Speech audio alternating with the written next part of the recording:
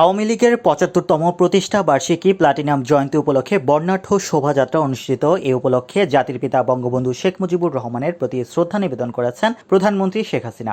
আজ রবিবার ২৩শে জুন সকালে ধানমন্ডি ৩২ নম্বর বঙ্গবন্ধু স্মৃতি জাদুঘরের সামনে বঙ্গবন্ধুর প্রতিকৃতিতে পুষ্পস্তবক অর্পণ করেন প্রধানমন্ত্রী। পুষ্পস্তবক অর্পণের পর প্রধানমন্ত্রী শেখ হাসিনা স্বাধীনতার স্থপতি বঙ্গবন্ধুর স্মৃতির প্রতি গভীর শ্রদ্ধা জানিয়ে কিছুক্ষণ নীরবে দাঁড়িয়ে থাকেন। প্রধানমন্ত্রীর শ্রদ্ধা নিবেদন শেষে আওয়ামী লীগের অঙ্গ সহযোগী ও ভাতৃপ্রতিম সংগঠনের নেতাকর্মীরা বঙ্গবন্ধুর প্রতিকৃতিতে ফুল দিয়ে তার প্রতি শ্রদ্ধা নিবেদন করে। যুবলীগ, স্বেচ্ছাসেবক লীগ, কৃষক লীগ, তাঁতি লীগ, মহিলা যুবলীগ, মহিলা লীগ, ছাত্রলীগ শ্রদ্ধা জ্ঞাপন করে।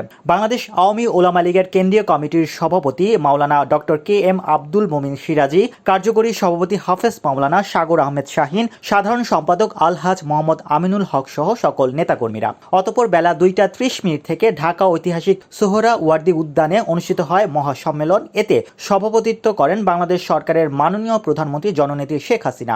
সভাপতির বক্তব্য সহ আওয়ামী লীগের সকল নেতৃবৃন্দ এবং ঢাকা মহানগরীর উত্তর ও দক্ষিণ সিটির সকল অঙ্গ সংগঠনের নেতৃবৃন্দ সহ লক্ষাধিক লোকের এই সম্মেলনে বাংলাদেশ আওয়ামী ওলামা লীগের কেন্দ্রীয় কমিটির নেতৃবৃন্দ সহ সারা বাংলাদেশ থেকে আওয়ামী ওলামা লীগের শত শত নেতাকর্মী অনুষ্ঠানে উপস্থিত হয়। কেন্দ্রীয় কমিটির সভাপতি মাওলানা ডক্টর কে.এম. আব্দুল মোমিন সিরাজি, কার্যকরী সভাপতি হাফেজ মাওলানা সাগর আহমেদ শাহিন, সাধারণ সম্পাদক আলহাজ মোহাম্মদ আমিনুল হক, সিনিয়র সহসভাপতি মাওলানা দেলোয়ার হোসেন, সহ সভাপতি মাওলানা মনোয়ার হোসেন আনোয়ার, মসজিদ ও মাদ্রাসা বিষয়ক সম্পাদক মাওলানা নজরুল ইসলাম বদরপুরি, যুগ্ম সাধারণ সম্পাদক শায়েখ আল্লামা মহিউদ্দিন খান ফারুকি, যুগ্ম সাধারণ সম্পাদক মাওলানা আবুল কালাম আজাদ, শিক্ষা ও মানব বিষয়ক সম্পাদক আলহাজ হাফেজ মাওলানা মোহাম্মদ হোসেন।